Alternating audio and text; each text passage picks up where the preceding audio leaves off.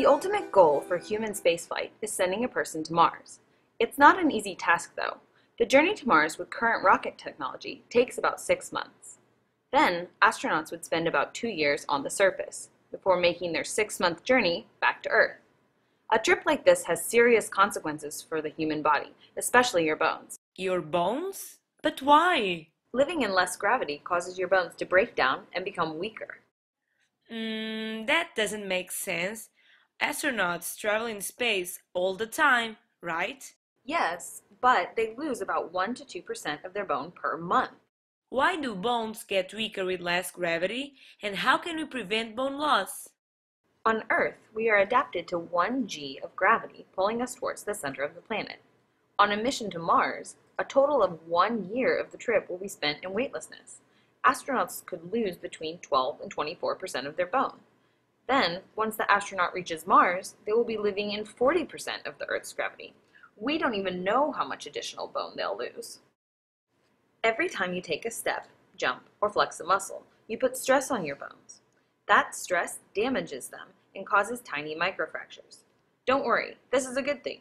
In fact, your body was built to handle the impact and fix the microfractures. To fix the problem, your body sends in a cell called an osteoclast to go in and eat away the damaged bone. When the osteoclast is done, new cells called osteoblasts come in and rebuild the bone back up. This process is called remodeling, and in the end, your bones are healthier than they were before. In space, without the pull of gravity to cause the microfractures, the process of remodeling is altered. Osteoblasts do less building, and osteoclasts seem to eat away more bone. As a result, your skeleton isn't as healthy as when you left Earth. Not all bone loss is equal, though. The most change happens on the weight-bearing part of your body, like the lower spine, hips, legs, and feet. No one knows exactly why. Maybe your body thinks your bones are overbuilt, or maybe gravity affects osteoblasts and osteoclasts. But either way, the shape of your bones changes, and not for the better.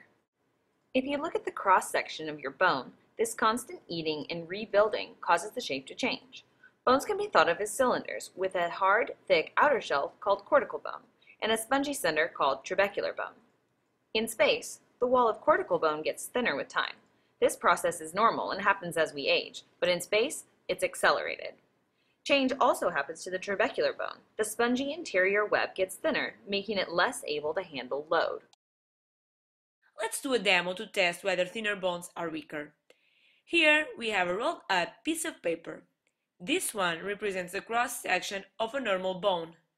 Here, however, we have a rolled up piece of paper whose thickness is less than before.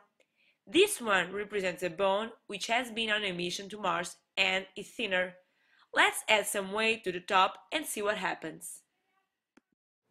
Okay, we will put the normal, thicker bone on the right and the weaker bone on the left.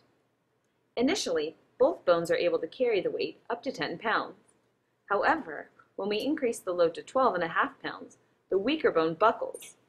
Finally, with 15 pounds, the thinner bone is completely crushed, while the healthy bone is still able to carry the weight. I guess thicker bones really are stronger. I guess I'll never be able to travel to Mars. Don't worry. Scientists, doctors, and engineers are working hard to find ways to keep bones healthy in space. These are called countermeasures. One of the most important countermeasures is exercise. Right now, astronauts use bungee cords to lift weights, hold their bodies to treadmills, and bicycle machines to mimic the kinds of exercise impact seen on Earth. Eating good food to promote bone health is also important. Foods rich in calcium, vitamin D, and K can help promote the work of osteoblasts and osteoclasts.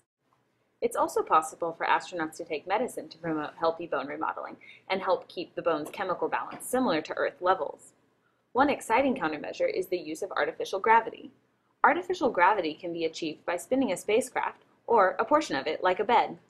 That spinning causes centrifugal force, so someone standing on the spacecraft would feel a force pulling them away from the center, mimicking the way gravity pulls a person towards Earth. There are many other types of countermeasures people are testing. No one knows what will be the most effective, but we're constantly looking for the answer. The process by which our bodies maintain healthy bones is very complicated. Learning how to treat bone loss in space is very important to keep astronauts healthy and to ensure mission success. Someday we will visit Mars, and when we do, I hope our astronauts will be just as healthy when they return as when they left.